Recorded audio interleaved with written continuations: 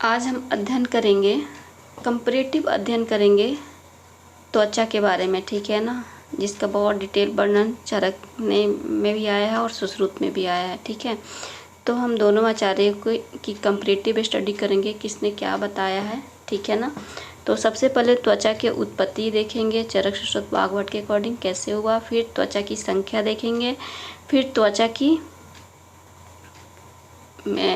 संख्या के साथ साथ कौन से त्वचा में कौन से डिजीज़ जो बताए गए हैं इसको देखेंगे, और सुश्रुत के अकॉर्डिंग जो त्वचा के प्रमाण है ये भी देखेंगे, ठीक है ना। तो सबसे पहले हम ये देख रहे हैं कि त्वचा की उत्पत्ति कैसे हुई। चरक ने त्वचा की उत्पत्ति मांस धातु का उपधातु बताया है, ठीक है ना।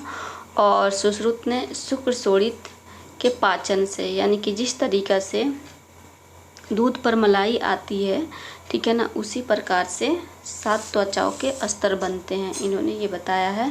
और वाग्भट ने अस्त्रीजस बताए हैं, ठीक है। फिर त्वचा की संख्या चरक शारीर 7 में और अष्टांग संग्रह में, ठीक है, दोनों ने 6 माना है। और सुश्रुत शारीर 4 में और अष्टांग हृदय दोनों ने 7 माना है।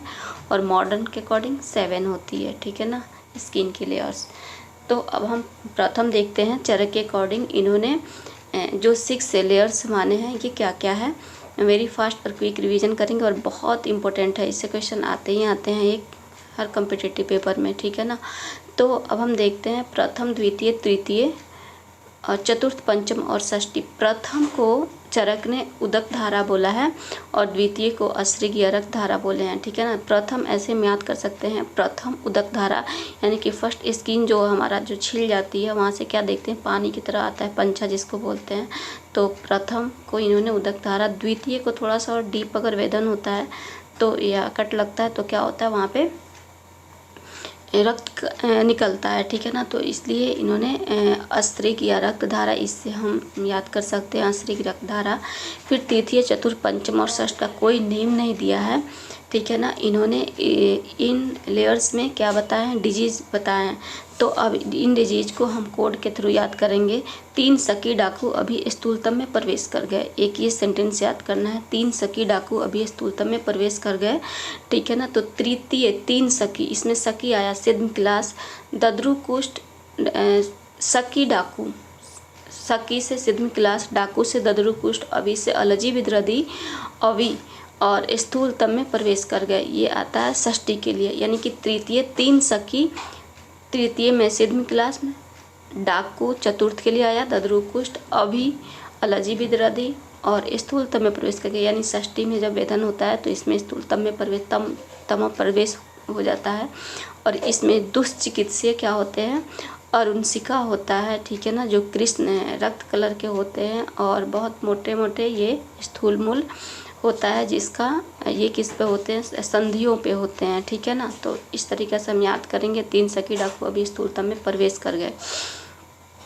फिर हम देखते हैं सुश्रुत के अकॉर्डिंग, सुश्रुत ने 7 जो त्वचा का वर्णन किए हैं, जिसमें क्या है, अबलो, श्वेत, तावेरी, माजी, ठीक है ना, अबलो, श्वेत, तावेरी, माजी। सुश्रुत के अकॉर्डिंग जो 7 बताए गए हैं इसका भी एक कोड हमें याद करना है, अबलो, श्वेत, तावेरी, माजी। जी का कोई मतलब नहीं है, अबलो, श्वेत, तावेरी, माजी। तावेरी क्या है, गाड़ी का नेम है, ऐसे याद करना, बस एक ये लाइन, इससे सारे जो लेयर्स याद हो जाएंगे। अब से क्या हुआ, यानी कि कोई बेटा है अपनी माँ को बोल रहा है या कोई बेटी अपनी माँ को बोल रही है, माँ अब श्वेत तावेरी ले लो, अब एक नई गाड़ी आई है इसको ले लो, अब लो श्वेत तावेरी माजी, ठीक है ना। तो अब से अवभासिनी, लो से लोहिता, श्वेत से श्वेता, तावेरी में 3 लेयर्स छुपे हैं, ता से ताम्रा, वे से वेदिनी और इसे रोहिणी लेंगे, ठीक है ना, और माँ से मांसधारा, ठीक है ना। तो अब लो श्वेत तावेरी माजी। अब इन 7 लेयर्स के क्या प्रमाण बताए गए हैं, 18 से स्टार्ट करना है, ठीक है ना। तो प्रथम अवभासनी के जो प्रमाण बताए गए हैं, 1/18 ब्रीही, जो ब्रीही धान है इसका 1/18 पार्ट, इतनी मोटाई, ठीक है ना। लोहिता का 1/16, श्वेता का 1/12, 4 माइनस करना है, 18 के बाद से 16, यहाँ पे 2 माइनस किया गया, इसके बाद से 4 माइनस किया गया है। श्वेता 1/12, ताम्रा 1/8 उसके बाद से वेदिनी का 1/4 होना चाहिए, 1/4 नहीं है, ये ध्यान रखना है। वेदिनी का 1/5 है, ठीक है ना। और रोहिणी का फिर 1 आ जाता है और मानसधरा का 2 व्रीहि, ठीक है। तो रिस्पेक्टिवली फर्स्ट से लेकर के 7 तक जो इसके प्रमाण है 1/18 व्रीहि, 1/16 व्रीहि, 1/12 व्रीहि, 1/8 व्रीहि, 1/5 व्रीहि, 1 व्रीहि एंड 2 व्रीहि, ठीक है ना। ये इसके प्रमाण बताया गया है। और टोटल व्रीहि पूछा जाए तो कितना हो गया, 3.5 व्रीहि, ठीक है ना। अब हम देखते हैं डिफरेंट जो लेयर्स है इसमें क्या डिजीज़ बताए गए हैं, ठीक है ना। तो चरक के अकॉर्डिंग जो प्रथम अभासिनी है, ये बताया गया है कि छाया का प्रकाश करता है, लेयर्स है। और उसके बाद से इसका प्रमाण हमने देख लिया। अब हम एक एक करके सिर्फ डिजीज देखते हैं। तो प्रथम में क्या है, प्रथम लेयर में सिद्म और पद्म कंडक का क्या है, अधिष्ठान है। और द्वितीय प्रथम अभासिनी, द्वितीय लोहिता क्या किसका अधिष्ठान है, तिल कालक नैक्ष्य व्यंग अधिष्ठान, यानी कि जो भी फेस पे जो तिल मोल जो छाया वगैरह आ जाती है, ये द्वितीय लोहिता का ये है, ठीक है ना। द्वितीय लेयर की डिजीज है, तिल कालक नैक्ष्य व्यंग अधिष्ठान। उसके बाद से ताम्रा क्या है, श्वेता छूट गया बीच में, अबलो श्वेत यानी श्वेता चर्मदल अजगली मशक की का अधिष्ठान है, ताम्रा है। के से याद करेंगे यहाँ पे, विविध किलास कुष्ठ, डिफरेंट टाइप के क्या होते हैं, किलास और कुष्ठ होते हैं, ये ताम्रा में होते हैं, ये बहुत इंपॉर्टेंट है। ताम्रा को याद करेंगे के। और वेदिनी केबी से याद करेंगे, कुष्ठ और विसर्प है, ठीक है ना।